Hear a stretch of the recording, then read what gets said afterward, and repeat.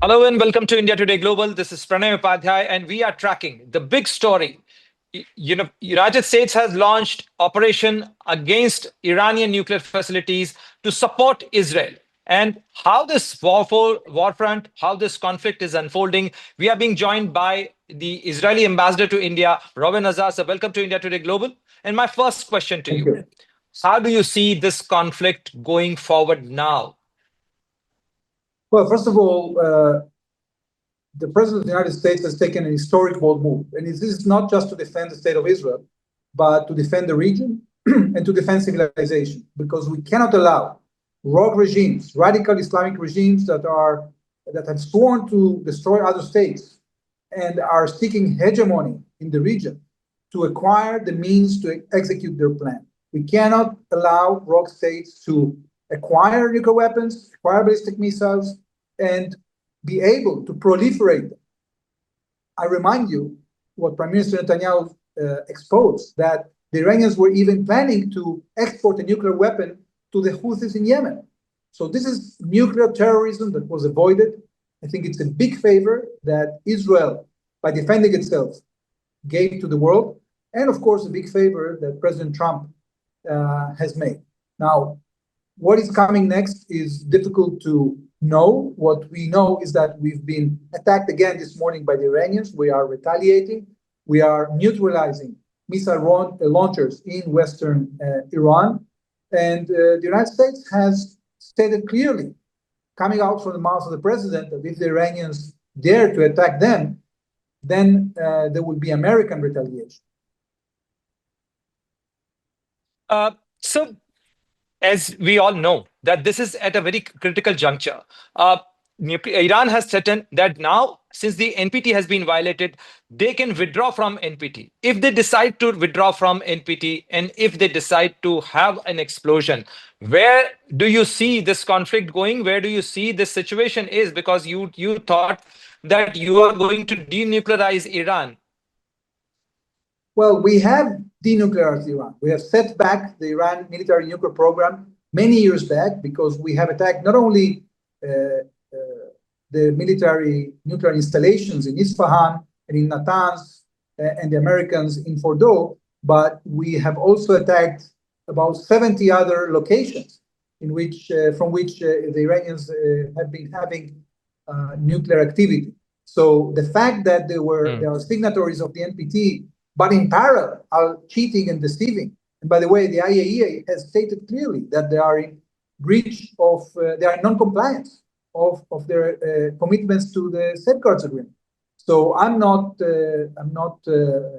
excited or anxious because of the Iranian statements. I think the Iranians are trying to downplay the result of this American strike, and they are trying to continue threatening the international community. But these threats, we no longer take them that seriously. We've been able to degrade their capability, both on the nuclear and also on the ballistic missile program. That was also a program of extermination of our state.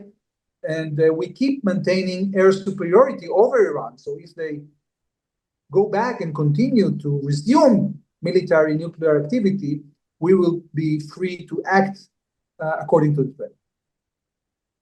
Ambassador Azar, the US airstrikes against the Iranian nuclear facilities recently, do you see them as one-off incident, or you can confirm that the United States has formally joined the Israeli airstrikes and Israeli campaign against Iran?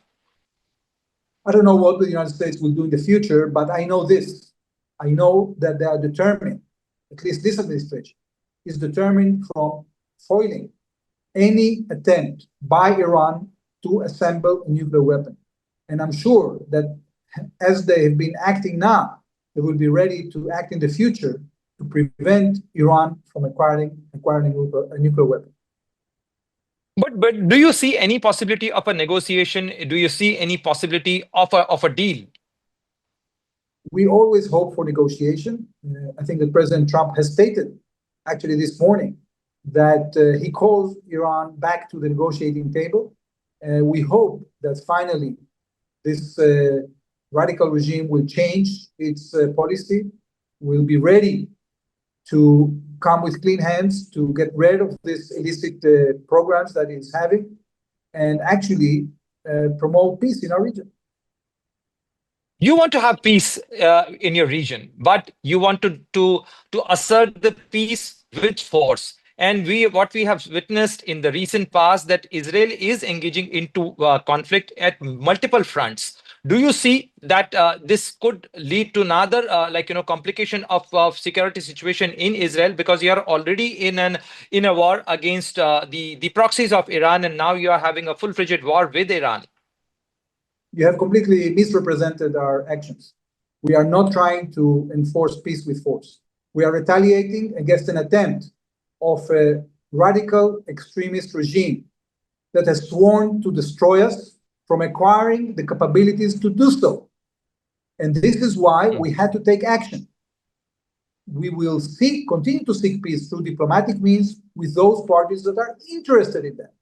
And I'm optimistic that once we have managed to degrade this menace from our region, countries will feel much more comfortable to negotiate peace, to promote projects of cooperation and prosperity for themselves, for the state of Israel, and for other countries in the region, including India.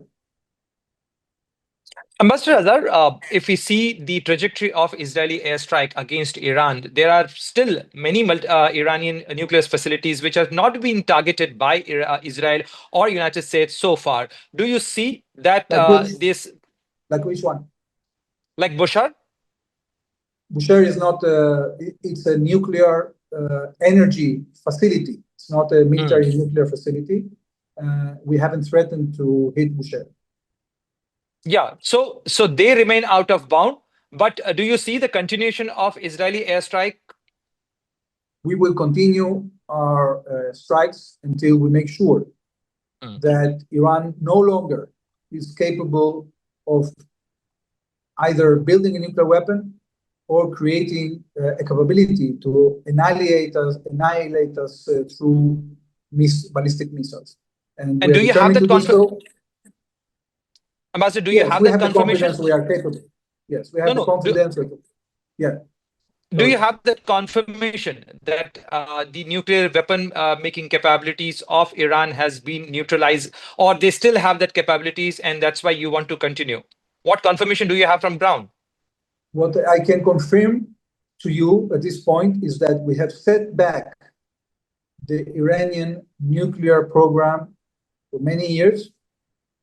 And although we haven't been able to take out from the Iranian scientists the capability to enrich uranium, we have been capable of taking out the group that clandestinely was working on a nuclear device. And that is going to be much harder for the Iranians to recapacitate. And therefore, the results of this military campaign by Israel are pretty good results.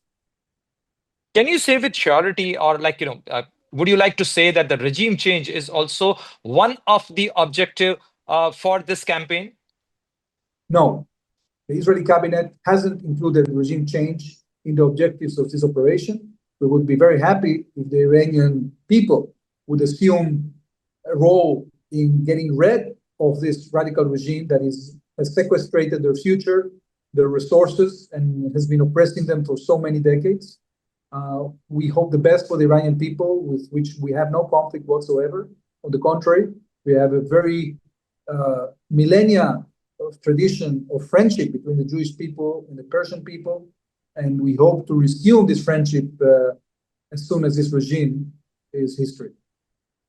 Ambassador, my last question.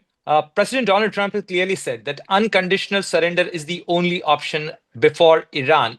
And he has warned Iran that there will be dire consequences. Do you see that now still the unconditional surrender remains an option, or you want to carry these operations until you have that confidence that Iran is now devoid of any nuclear weapon capability? There are two options here. One is that Iran agrees to dismantle these existentially threatening programs, the military nuclear program, the ballistic missile program, to dismantle them completely And if they don't agree to do that, they will have to face the consequences in the form of Israeli or American action. Thank you very much for your time, Ambassador Reuven Azar. Thank you very Thank much. you.